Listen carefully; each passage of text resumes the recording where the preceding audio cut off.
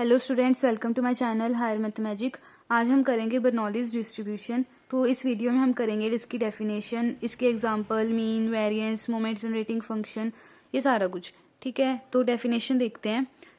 Definition क्या है कि P मतलब probability x is equal to x के ऊपर is equal to f x x, इसको ऐसे भी लिख सकते हैं, is equal to f x small x और P मतलब अगर ये दो वेरिएबल्स होंगे फंक्शन के बीच में, ठीक है, ये तीनों एक ही चीज़ है। ठीक है, तो डेफिनेशन क्या है, is equal to p raise to power x one minus p raise to power one minus x.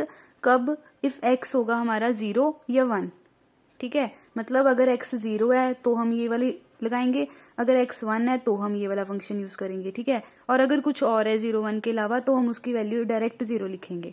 ठीक है, तो ये डेफिनेशन है बर्नौलीज डिस्ट्रीब्यूशन की। तो प्रॉपर देखते हैं। A random variable x is said to have a Bernoulli's distribution with parameter p। तो ये जो p है ये पैरामीटर है।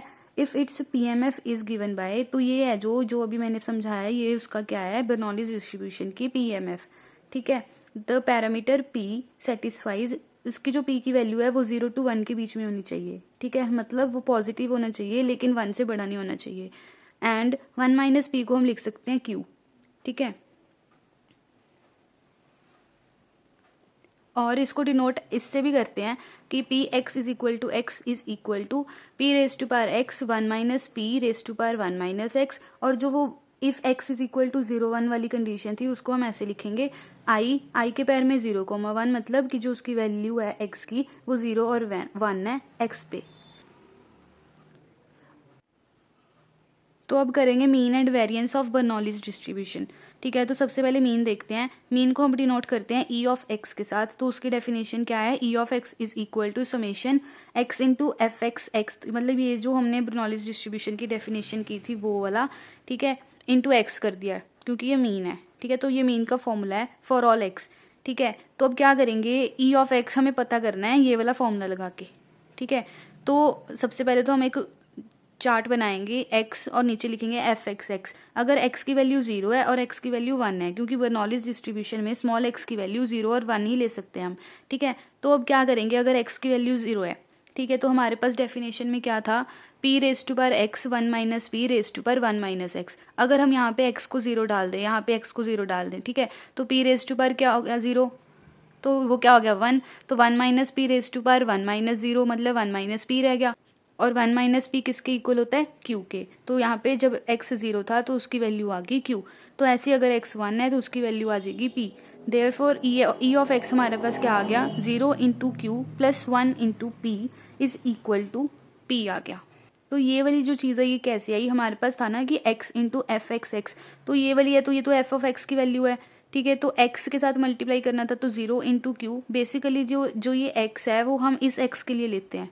ठीक है, तो 0 इंटू क्यू 1 इंटू पी, तो 0 इंटू क्यू 0 हो गया, 1 इंटू पी पी आ गया। देयरफॉर ई ऑफ एक्स हमारा p आ गया। तो अब बात करते हैं वेरिएंस की। तो वेरिएंस को डिनोट करते हैं v ऑफ एक्स के साथ। v ऑफ एक्स का फॉर्मूला क्या है, e of x square minus mean का स्क्वायर। ठीक है, तो मीन हमारे पास p आया था तो वो डायरेक्ट p का स्क्वायर हो जाएगा। तो e ऑफ एक्स स्क्वायर हम कैसे करेंगे, जैसे हमने ऊपर मीन फाइंड किया था वैसे ही हम x को 0 लेके करेंगे, लेकिन वहाँ पे हम x की जगह पे एक्स स्क्वायर लिख देंगे। ठीक है, मतलब अगर जहाँ पे हमने ई ऑफ एक्स ऐसे किया था, हमने यहाँ पे एक्स एक ही बार लिया था। अगर अब हमारे पास एक्स स्क्वायर आ जाएगा तो यहाँ पे 0 का स्क्वायर हो जाएगा, 1 का स्क्वायर हो जाएगा। मतलब फॉर्मूला क्या हो जाएगा, ई ऑफ एक्स का होल स्क्वायर का फॉर्मूला हो जाएगा x square f x at x with summation for all x. ठीक है, तो अगर इसको हम सॉल्व करेंगे तो क्या आ गया, 0 square Q plus 1 square into P minus P का होल स्क्वायर। ठीक है, तो 0 के साथ मल्टीप्लाई करेंगे तो वो 0 हो गया, तो प्लस 1 स्क्वायर इंटू पी आ गया, P minus P into 1 minus P आ गया, और 1 माइनस पी हमें पता है कि क्यू होता है तो वो आ गया पी क्यू। देयरफॉर वेरिएंस की वैल्यू आ गई पी क्यू। अब करेंगे moment generating function for Bernoulli's distribution. ठीक है, तो इसको डिनोट करते हैं एम एक्स टी के साथ। तो इसका फॉर्मूला क्या है, ई ब्रैकेट के अंदर ई रेज टू पर टी एक्स। ठीक है, तो जो यहाँ पे एक्स है वो यहाँ पे एक्स है। ठीक है, तो इसका फॉर्मूला क्या है, summation for all x e raise to पर टी एक्स, बर्नौलीज की डेफिनेशन। ठीक है, तो इसके अंदर हमें पता है कि बर्नौलीज की डेफिनेशन में एक्स की वैल्यू सिर्फ 0 और 1 ही हो सकती है, ठीक है। तो एक बार एक्स को हम 0 डालेंगे, एक बार हम 1 डालेंगे। तो जब एक्स को 0 डाला तो यहाँ पे ई रेज टू पर 0 और यहाँ पे क्यू आ गया। एफ एक्स की डेफिनेशन थी जो, उसमें क्या था, p raise to power x 1 minus p raise to power 1 minus x, ठीक है। तो वो वाली डेफिनेशन हम यहाँ पे यूज़ कर रहे हैं एफ एक्स के लिए, ठीक है। तो वहाँ पे हम एक्स को 0 डाल लेंगे तो क्यू आ गया, प्लस अगर हम 1 डाल लेंगे तो E raise to power T X क्या हो गया, एक्स की वैल्यू 1 डाल के E raise to power T, ठीक है। और एफ एक्स की वैल्यू क्या आ गई, P equal to Q plus E raise to power T P. तो moment generating function for Bernoulli's distribution क्या आ गया, Q plus P E raise to power T. तो फर्स्ट नोट क्या है, a random experiment whose outcomes are of 2 types. Success को हम denote करते हैं एस के साथ, फेलियर को हम डिनोट करते हैं एफ के साथ, occurring with probabilities P and Q, ठीक है। तो उसको हम बोल देंगे बर्नौलीज ट्रायल। मतलब अगर हमारे पास प्रोबेबिलिटीज आ रही हैं पी और क्यू, पी किसके लिए है, सक्सेस के लिए, क्यू किसके लिए है, फेलियर के लिए, तो हम उसको बोल देंगे बर्नौली ट्रायल। तो सेकंड नोट क्या है, if for any experiment a random variable x is defined such that it takes value 1 when S occurs and 0 if F occurs. तो अगर हम पी और क्यू की जगह, प्रोबेबिलिटी की जगह एक वैल्यू ले लें, मतलब उसका जो सॉल्यूशन आ रहा है अगर वो 1 आ रहा है तो वो सक्सेस के लिए, अगर 0 आ रहा है वो तो फेलियर के लिए, then x follows a Bernoulli's distribution. तो आगे जाके क्या होएगा, मिक्स एग्जांपल्स आएंगी, तो आपको ऐसे ही पता लगेगा कि अगर आंसर 0 है तो वो फेल हो रहा है, अगर आंसर 1 आ रहा है तो वो सक्सेस हो रहा है, ठीक है। तो इसको बोलते हैं बर्नौलीज डिस्ट्रीब्यूशन का सारा प्रोसेस।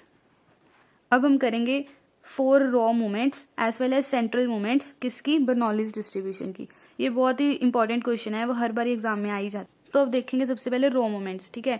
तो रो मोमेंट्स को डिनोट करते हैं μ1 डैश μ2 डैश ऐसे सो ऑन, लेकिन हमें क्वेश्चन में गिवन है कि हमने सिर्फ फर्स्ट 4 फाइंड करने हैं, ठीक है। तो उसके लिए μ1 से लेके μ1 डैश से लेके μ4 डैश तक चलेंगे। तो μ1 डैश है वो क्या होता है, वो मीन होता है, और मीन को हम डिनोट करते हैं ई ऑफ एक्स के साथ, वो हमने फाइंड कर ही लिया है तो पी आ गया। तो μ2 डैश क्या है, एम एक्स टी है, जो उसका जो सेकेंड डेरिवेटिव आएगा उसमें हम x की वैल्यू हम 0 डाल देंगे, मतलब या t की वैल्यू हम 0 डाल देंगे, ठीक है। तो वो आ गया हमारे पास p e raise to power 0, वो क्या आ गया p। अब देखिए यहाँ पे एम एक्स टी का फर्स्ट डेरिवेटिव क्या आएगा, p into E to power T, second करोगे p into E to power T, same ही चलता रहेगा, तो ये सारे क्या आगे पी पी। तो अब करेंगे central moments of Bernoulli's distribution, ठीक है। तो इसको डिनोट करते हैं μ1 μ2 μ3 μ4 सो ऑन, हमें 4 ही फाइंड करने हैं तो μ4 तक ही जाएंगे, ठीक है। तो इसके लिए μ1 जो है वो सबसे पहले तो हम 0 लेके चलेंगे, ठीक है। तो μ2 देखते हैं, μ2 क्या आ गया, μ2 डैश माइनस μ1 डैश का स्क्वायर, μ2 डैश की वैल्यू भी ऊपर थी, μ1 डैश का होल स्क्वायर वो भी ऊपर था, ठीक है। तो p कॉमन ले लिया, 1 माइनस पी को हम q लिखते हैं तो पी क्यू आ गया। ऐसे ही μ3 है, μ3 का ये फॉर्मूला है, μ3 dash minus 3 μ2 dash μ1 dash plus 2 μ1 dash का होल क्यूब, ठीक है। तो ये सारी वैल्यूज पुट कर देंगे और हमारे पास आ जाएगा p 1 minus 3p plus 2p square. तो ऐसे ही μ4 का फॉर्मूला है, तो ये फॉर्मूला आपको याद रखना पड़ेगा और डायरेक्ट इसकी वैल्यूज पुट करनी पड़ेगी। और अगर वैल्यूज पुट करनी है तो उसके लिए आपको सबसे पहले रॉ मोमेंट्स फाइंड करने पड़ेंगे, ठीक है। अगर आपको मेरी वीडियो अच्छी लगे तो चैनल को सब्सक्राइब और वीडियो को लाइक ज़रूर करें। Thank you.